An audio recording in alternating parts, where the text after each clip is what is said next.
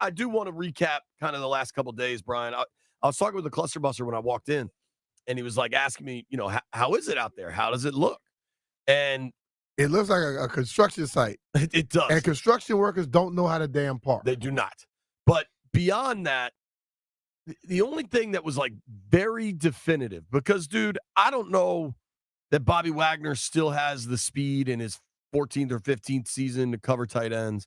I don't know that Brandon Coleman can play left tackle. Nobody is hit. I don't know that are Eckler's ankles all the way healthy. Is Quan Martin ready to make this jump like he appears ready to make? We don't know. Nobody's got pads. That was a hell of an interception. That was a hell of a play.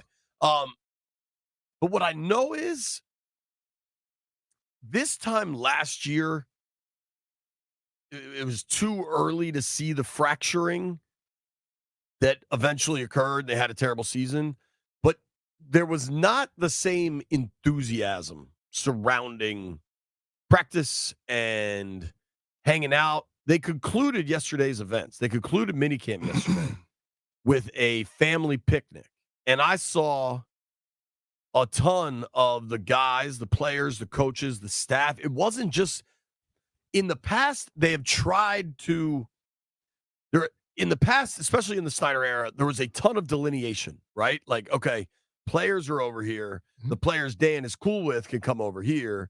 The executives can be here, and everybody else is kind of over there. It was very cordoned off, very separated. And that's why they had the success they had. The lack of success. No, that's why they had the success. Right.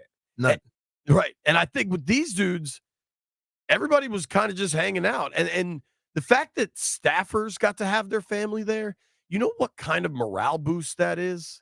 Like, because a lot of times, man, frankly, the staffers are kind of, they don't get all the cool stuff. And it was just a cookout. It was hamburgers and hot dogs, just like we're going to do. But it was a really good way to kind of uplift and finish it off. And Tony Dungy, I think, was famous for doing that. I think, what's my man's name in Tampa that won the Super Bowl and retired? The big fella. Arians? Arians always did that. Bruce? Yeah. Dungy's in the Hall of Fame, won a Super Bowl. Arians, I don't know if he's a Hall of Famer, but won a Super Bowl. Like, you try to create this family feel. And I think when you have that, it can pay off in ways that, listen, I don't think a family picnic is going to take them from 6 wins to 7 wins. Yeah. But, like, there's a willingness to go the extra mile that over time matters and builds. It's just the simple fact that everyone seems to be involved with everything. They're treating people. Listen, we all know that every player will not be treated exactly the same, but they're going out their way to promote and present that type of mindset. And you don't have players thinking, oh, yeah, we don't deal with them over there. See what I'm saying? That's what you had previously. And that chemistry that's being built may just make more wins happen. When you have people being put on a pedestal and separated from the other guys, that creates separation on your football team. And I people can say what the hell they want. I know it does. That is why when I got to us, I can remember very clearly, I had a very good game, and Jack Kent Cook came to the practice one day. He said, Brian, you can come sit over here with me, man. You don't need to do any practice. I said, nah, Mr. Cook. I said, I got to practice, man. I got to lead these guys. That's why I love you, man. It's just a lot of times the player himself, and I think we look at this with athletes, we always say that they're kids. I don't say that because I see it differently. Those athletes are presented more opportunities than the average human being. So they should know more. You know what I'm saying? And they also are mature. They should be able to know when to say no to somebody. If you're putting me in a position to where my team going to feel like you put me on a pedestal and I'm separated from them, I don't want to do that. And the players have to do that. And I notice a lot of guys on this team now can care less about being pampered by somebody. They want to win football games. One thing I couldn't, I like Dan Quinn. I've interacted with him a fair amount now, on record, off record, just kind of BSing. He's super likable. I understand why he has the reputation he has around the league. Remember, I mean, I talked about this on our show, like when the season was lost late last year, probably after they fired Jack after the Thanksgiving in Dallas, I had coaches texting me from other teams like, yo, DQ should be the guy in Washington. There was a groundswell of support from coaches around the league for Dan Quinn to get the Washington job. And he's not a young offensive guy, right? That's okay.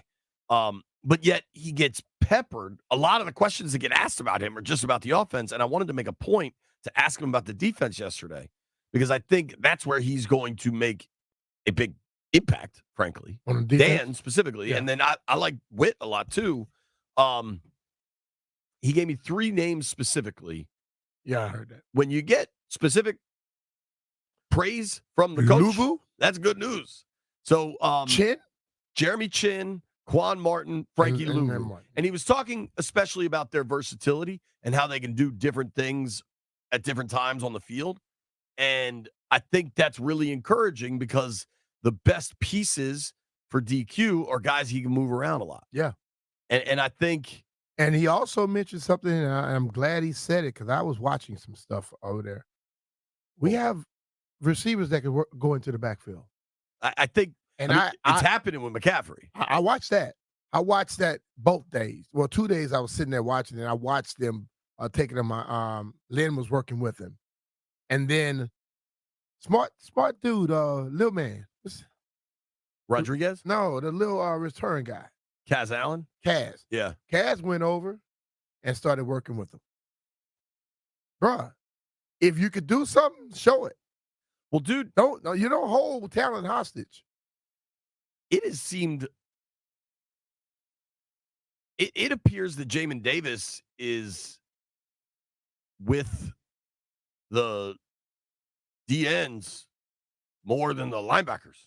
But or at least the work he gets on the field. I really believe, and I said this when what was my guy name in Denver, only 5'11", had like Dumerville? Dumerville. Yeah.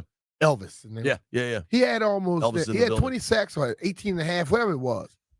I always feel like a 6'5", 6'6" guy, to get to the level of a guy that's 6'2", 5'11", 6 feet, you got to bend way down. And guess what you can't do when you bend too far down? Can't explode. Can't hit no power. And if you lean over at your waist, you lose.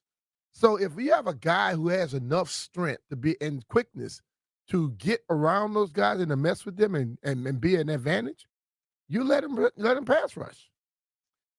I know this much. I know that Anthony Lynn was, I'm going to give you the specific title here. Anthony Lynn was in San Fran, assistant head coach, running backs coach. Yeah. When they traded for Christian McCaffrey in 2022. Mm-hmm. And I know that Anthony Lynn was the run game coordinator, running backs coach in Washington when they drafted Luke McCaffrey. Mm-hmm.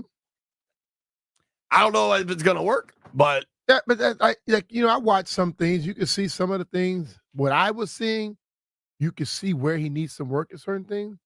But just some of the instinctive stuff, that's there. Pedigree ain't bad. Man, listen, Luke was a quarterback who moved to receiver. He can probably become a running back.